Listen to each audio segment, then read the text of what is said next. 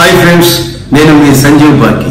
ఒక కుర్రాడు 1 2 3 4 అలా చెప్పేస్తుంటే అరే నువ్వు చాలా స్పీడ్ గా చెప్తున్నావు, నీకు ఎంతవరకు వచ్చో అంతవరకు చెప్పరా అనగానే 5 6 7 8 9 10 జాకీ క్లీన్ కింగ్ మా తాత చెప్పాడు.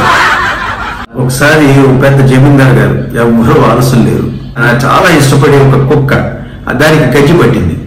అయితే ఈ నౌకరు మాత్రం ఆ గజ్జి కుక్కకి సపర్యం చేసి ఆయన మనసు గెలుచుకొని అసలు ఏదో కొట్టేద్దాం అనుకున్నాడు. కష్టమైనా కూడా కొంచెం ఇబ్బందిగానే ఆ గజ్జి కుక్కకి రోజు స్నానం చేయించడం అన్ని ఆ కార్యక్రమాలన్నీ చేయడం మొదలుపెట్టాడు. కొంతకాలానికి జమీందార్ గారు చనిపోయారు. ఆ లాయర్ గారు వచ్చి ఆయన యొక్క విలువనామా చూసి జమీందారు గారికి ఉన్న యావదాస్తి అనాథాశ్రమాలకి ఆయన ఎంతో ఇష్టమైన గజ్జి కుక్కని ఆ నౌకరికి రాశారు అని చెప్పారు.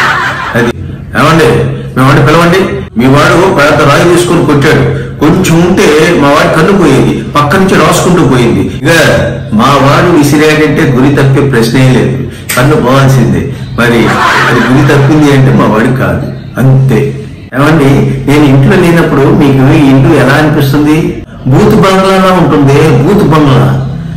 ఆహా, మరి అదే నేను ఇంట్లో ఉన్నాను అనుకోండి, అప్పుడు ఎలా ఉంటుంది? కట్నం తీసుకొని మరి పోతాన్ని తెచ్చుకున్నట్టు ఉంటుంది. సంజీవ్ బాకి సబ్స్క్రైబ్ చేయండి.